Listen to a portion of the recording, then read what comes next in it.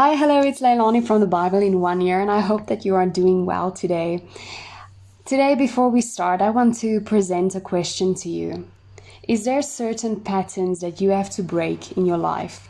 And maybe this is a very random question to ask when you say, Lani, but we are reading from 2 Kings. How can this be relevant in our lives? Why are you asking this question? Well, you see, in 2 Kings 15, we read about king after king after king, and I can't pronounce the names correctly. So if I try, please do not be mad at me. Azariah, Zechariah, Shalom, Menahem, Pekah, all these other kings, we are reading of them, but one thing that they have in common is that Israel's history keeps on repeating itself. We see that a king rises, rules, sins, and dies. It constantly repeats itself. In one sentence, that is in 2 Kings 15, verse 28, he did evil in the eyes of the Lord. That one sentence keeps on repeating itself when it comes to the kings of Israel. You see, Israel's disobedience is so repetitive. We see it from generation to generation.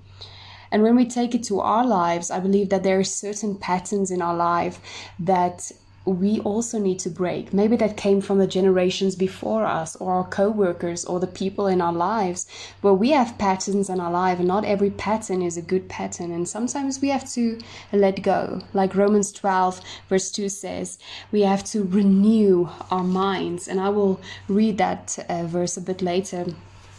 But I was reminded of this quote by the author Jehuah Berg that said, hurt people hurt people. And that's how pain patterns get passed on, generation after generation after generation. So break the chain today.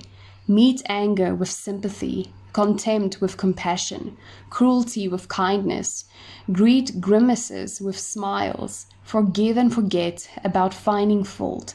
Love is the weapon of the future.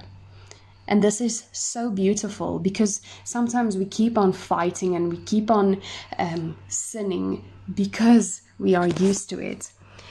But as Romans 12 verse 2 says, and I want to read it to you, it says, do not conform to the pattern of this world, but be transformed by the renewing of your mind.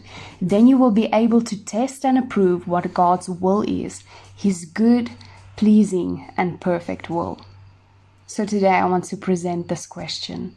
Is there certain patterns that you need to let go of in your life? And I know a pattern is not something you just break overnight, but with the grace of God and definitely with the help of the Holy Spirit, any pattern can be broken. So if you need any prayer and you need someone to pray with you, please do not hesitate to speak to one of us of the Bible in 1 year, and we will definitely pray with you and trust God for a breakthrough in your life. I hope that you have a wonderful day today.